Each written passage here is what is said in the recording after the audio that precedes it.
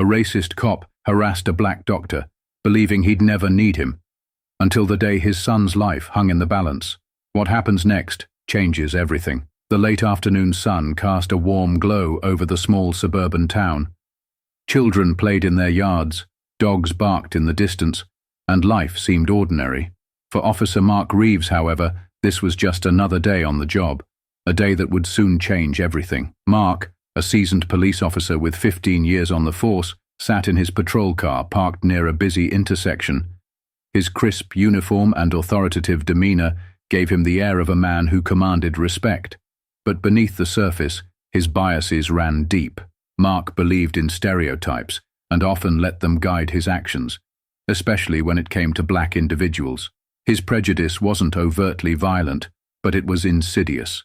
A smirk here, a harsh word there, a ticket issued more often than not. Down the road, Dr. James Carter, a brilliant black physician, walked out of the hospital after a grueling double shift. Tall and composed, with a kind yet weary face, James had dedicated his life to saving others, even when the weight of systemic racism made his journey twice as hard. James had grown used to being judged by the color of his skin rather than his expertise. As James drove home in his old sedan, Mark spotted him. The sight of James's car, a bit worn and mismatched with the upscale neighborhood, made Mark's prejudice kick in. "What's he doing here?" Mark muttered under his breath, flipping on his lights and pulling James over. James sighed as the flashing lights appeared in his rearview mirror. Exhausted but calm, he knew the routine all too well. He pulled over, rolled down his window, and kept his hands visible. Mark approached the car with a rigid stance, his hand on his holstered weapon. "License and registration," he barked, not even glancing at James's face. James handed over his documents silently. "Is there a problem, officer?" he asked, his voice steady but tinged with weariness. Mark glanced at the paperwork, then back at James. "Your brake light's out," he said curtly. Though James knew it wasn't true, James nodded, choosing not to argue. He'd learned that any resistance, no matter how justified, could escalate things quickly. "I'll get it fixed," he said simply. But Mark wasn't satisfied. "You live around here?" he asked, his tone sharp. "Yes, I do. Just a few blocks away," James replied. Mark's eyes narrowed. "Funny. I've never seen you around before." James kept his composure, though his heart ached with frustration. "I work long hours. Maybe that's why," he said, his voice calm but firm. After what felt like an eternity, Mark let him go with a warning. As James drove away, he couldn't shake the sting of the encounter. It wasn't the first time he'd been treated as though he didn't belong, and sadly, he knew it wouldn't be the last. Mark, meanwhile, returned to his patrol car, satisfied with himself. To him, it was just another routine stop. But what he didn't know was that this seemingly inconsequential moment would come back to haunt him in ways he could never imagine. 2 weeks later, Mark Reeves's world was turned upside down. His youngest son, 8-year-old Ethan, had been complaining of a headache and fatigue for days. At first, Mark and his wife, Lisa, thought it was just a cold or exhaustion from school, but Ethan's condition rapidly worsened. His once vibrant energy was replaced by pale skin and a lifeless stare. Lisa panicked as Ethan collapsed one evening, his small body trembling uncontrollably. "Mark, call 911, she screamed, cradling their son in her arms. Mark, unaccustomed to feeling helpless, fumbled with his phone, his hands shaking as he dialed. Minutes later, paramedics arrived, rushing Ethan to the nearest hospital. Mark rode in the ambulance, his mind racing with fear. Watching his son struggle to breathe, he realized that his badge, his authority, and his pride meant nothing in the face of this crisis. At the hospital, the emergency room was a flurry of activity. Nurses and doctors worked tirelessly to stabilize Ethan, but Mark could feel his control slipping away. "What's wrong with him?" he demanded, his voice cracking. A nurse placed a reassuring hand on his shoulder. "The attending physician will be here shortly to explain everything," she said. Moments later, a man in a white coat walked briskly into the room, exuding calm and authority. Mark's heart sank when he recognized the face. It was Dr. James Carter, the man he had pulled over and harassed just weeks before. Dr. Carter's eyes briefly met Mark's, and an unspoken tension filled the room. Mark froze, a mix of guilt and disbelief washing over him. Did James remember him? Would he let their past interaction influence how he treated Ethan? But Dr. Carter's focus was unwavering. "I'm Dr. Carter," he said, addressing Mark and Lisa. "I'll be overseeing Ethan's care. Right now, we suspect a severe infection, but we're running tests to confirm." Lisa, too distraught to notice the strained dynamic, clung to every word. "Please, just save him," she whispered, tears streaming down her face. Dr. Carter nodded solemnly. "We'll do everything we can," he assured her. As he left to consult with the medical team, Mark stood rooted to the spot, his emotions swirling. He had spent his life judging people like James, assuming the worst without a second thought. And now, his son's life was in the hands of the very man he had disrespected. Hours stretched into an agonizing wait as Ethan was moved to intensive care. Mark paced the hospital corridor, guilt eating away at him. His wife sat nearby, clutching a tissue and silently praying. When Dr. Carter returned with an update, his expression was serious but hopeful. "We've identified the infection," he explained. "It's meningitis, but we caught it early enough to start treatment. Ethan is responding well so far." Lisa let out a sob of relief, but Mark could barely meet Dr. Carter's gaze. "Thank you," he muttered, his voice barely audible. Dr. Carter paused for a moment, studying Mark. "I'm just doing my job," he said calmly. But there was a weight to his words, a quiet reminder that his duty as a doctor transcended any personal grudges or prejudices.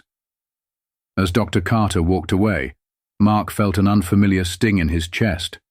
Shame. For the first time, he questioned not only his actions toward James, but the countless others he had treated unfairly throughout his career. As the hours turned into days, Ethan's condition gradually improved. The doctors confirmed that the swift intervention had likely saved his life, and Mark found himself both relieved and burdened. He couldn't shake the image of Dr. Carter standing at Ethan's bedside, calm and focused, even after everything Mark had done to him.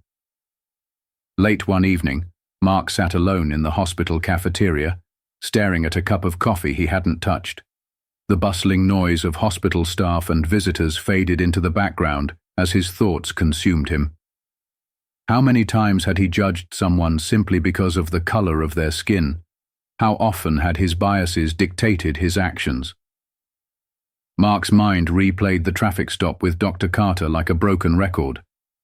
The dismissive tone he had used, the way he assumed James didn't belong in the neighborhood, all of it felt grotesque in hindsight.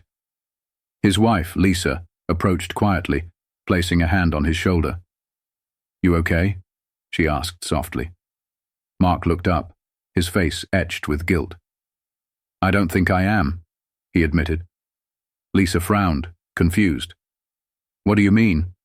Mark hesitated, then gestured toward the ceiling, as if pointing to Ethan's room. "The doctor who saved Ethan. I pulled him over a few weeks ago. I treated him like garbage, Lisa. I didn't see a doctor, I just saw a black man who I thought didn't belong." Lisa's eyes widened, her expression a mix of disbelief and disappointment. "Mark, are you serious?" "I didn't think it mattered back then," he said, his voice cracking. "But now, he saved our son's life. How do I even begin to make that right?" Lisa sat down across from him, her face softening as she searched for the right words. "You start by owning it, Mark. You can't change the past, but you can decide what kind of person you want to be moving forward." The next morning, Mark stepped out of Ethan's room to grab a breath of fresh air. As he walked down the hallway, he spotted Dr. Carter leaving another patient's room. Without thinking, Mark approached him. "Dr. Carter," he called out hesitantly. James turned, his expression neutral but professional. "Officer Reeves," he replied, his tone even. Mark's stomach churned at the sound of his title. I just wanted to thank you, he began, struggling to find the right words. What you did for my son. I can't even begin to express how grateful I am. James nodded, his face calm but unreadable. I'm glad Ethan is doing better. That's all that matters. But Mark wasn't finished. No, it's not just that, he said, his voice faltering. I need to apologize for how I treated you before. I was wrong. I judged you without reason, and I'm ashamed of myself. James regarded him silently for a moment, then crossed his arms. I appreciate your apology, Officer Reeves, he said carefully. But this isn't about me. It's about the system you represent, the one that allows people like me to be treated as less than, no matter how hard we work or what we achieve. Mark felt the sting of those words, but he nodded. You're right. I've been part of that system for too long. I don't know how to fix it, but I want to try. I owe that to you and to my son. James studied him for a moment longer, then extended his hand. It starts with accountability, he said simply. Mark shook his hand, feeling the weight of those words. It wasn't forgiveness, not entirely, but it was a beginning, a chance to confront the biases he had carried for so long. Ethan was finally well enough to be discharged. As Mark and Lisa prepared to take their son home, the relief they felt was tempered by the weight of everything that had happened. For Mark, the hospital wasn't just where his son had been saved. It was where he had been forced to confront the man he had become. As they loaded Ethan into the car, the boy, still pale but smiling, tugged on Mark's sleeve. Dad, is Dr. Carter going to come visit us? Mark froze, unsure how to respond. Well, buddy, Dr. Carter's a very busy man, he said softly. Ethan frowned. But I want to thank him. He made me better. Mark smiled weakly, his son's words cutting deeper than any reprimand. I'll find a way to thank him, son. I promise. Days passed, and Mark found himself increasingly restless. Lisa noticed the change in him, the way he seemed quieter, more reflective, even during simple family moments. One evening, as they sat on the couch after putting Ethan to bed, she broke the silence. You've been different since the hospital, she said. Mark stared at the floor, his hands clasped tightly. I can't stop thinking about him, Dr. Carter, he admitted. I keep wondering how he managed to stay so calm, so professional, even after the way I treated him. Lisa nodded. Because that's who he is, Mark. He's not carrying the hate you've been carrying. He's better than that. Her words stung, but they were true. Mark sighed deeply. I want to change, Lisa. I don't want to be that guy anymore. But it's not just about me. It's about the way I've been part of something so much bigger, something so wrong. Lisa placed a hand on his arm. Then do something about it. You have a platform, a voice. Use it. The next morning, Mark decided to act. He called the hospital and left a message for Dr. Carter, asking if they could meet. To his surprise, James agreed, albeit reluctantly. They met later that week at a small coffee shop near the hospital. Mark arrived early, nerves twisting his stomach. He had spent days rehearsing what he wanted to say, but now that the moment was here, he felt unprepared. James walked in, his calm presence filling the room. He approached the table, and Mark stood to greet him. Thank you for coming, Mark said, extending his hand. James shook it briefly and sat down. What can I do for you, Officer Reeves? He asked, his tone polite but distant. Mark hesitated, then leaned forward. I didn't ask you here for me. I asked you here because I want to do better, and I don't know how. What I did to you, what I've done to others like you, it's wrong. I've been blind to it for so long, and now I see it everywhere. I want to change, but I need help. James studied him carefully. Change doesn't come easy, Officer Reeves, he said. It's not just about saying the right things. It's about actions, consistent, meaningful actions. I know, Mark said earnestly. That's why I'm here. I want to learn. I want to be part of the solution, not the problem. James nodded slowly, his expression softening just slightly. Then start by listening, he said. Listen to the people who've been silenced, ignored, and oppressed for so long. Challenge your colleagues when they perpetuate the same system that lets racism thrive. And most importantly, teach your son a better way. Mark swallowed hard, his eyes stinging with emotion. I will, he promised. For Ethan. For everyone I've wronged. Weeks turned into months, and life at home slowly returned to normal. Ethan fully recovered, his bright smile and boundless energy a constant reminder of the life that Dr. Carter had saved. But for Mark, nothing felt the same. Every moment with his son was shadowed by the realization of how close he had come to losing him, and by the man who had made that life-saving miracle possible. Mark threw himself into learning, reading books about racism, systemic oppression, and privilege. He started attending local workshops on racial bias and joined community meetings to listen to the voices he had ignored for so long. It wasn't easy. Many of his colleagues rolled their eyes at his sudden change, calling him soft or accusing him of trying to prove something. But Mark didn't let it stop him. One morning, while scrolling through his phone, Mark came across a story about a young black boy who had been wrongfully detained by police in a neighboring town. The boy's scared face in the photograph reminded Mark of Ethan, and it struck a chord deep in his heart. He couldn't sit on the sidelines anymore. Mark approached his precinct's leadership with an idea, a program designed to improve relationships between law enforcement and the black community. It would include mandatory training on implicit bias, regular community outreach events, and a system for holding officers accountable for misconduct. The idea wasn't met with enthusiasm. Mark, we don't need this kind of publicity stunt, his captain said dismissively. Our officers are doing just fine. But Mark stood firm. We're not fine, he said, his voice steady but resolute. If we were, I wouldn't have been the man I was a few months ago.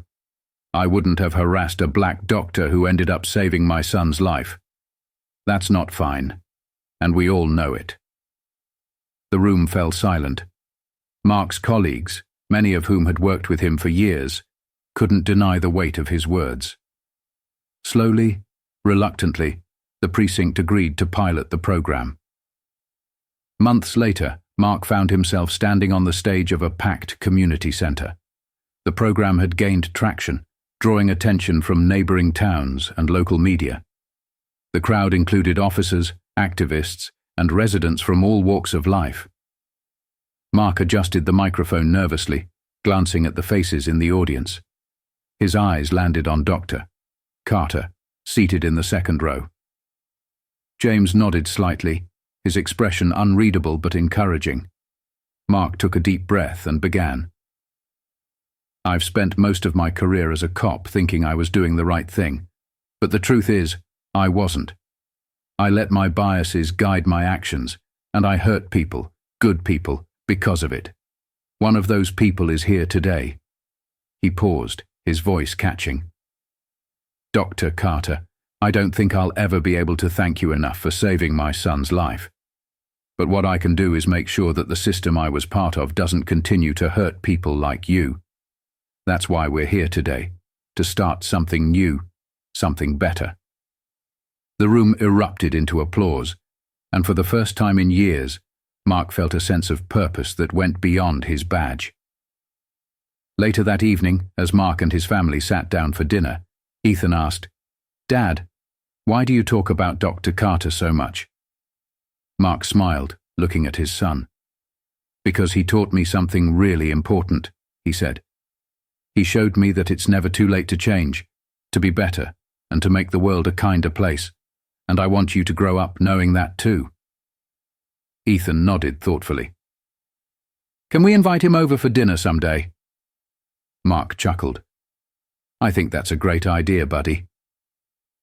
As the family laughed and talked, Mark felt a deep sense of gratitude, not just for Dr. Carter, but for the chance to rewrite his own story. He knew the road ahead would be long and filled with challenges, but for the first time, he felt ready to walk it.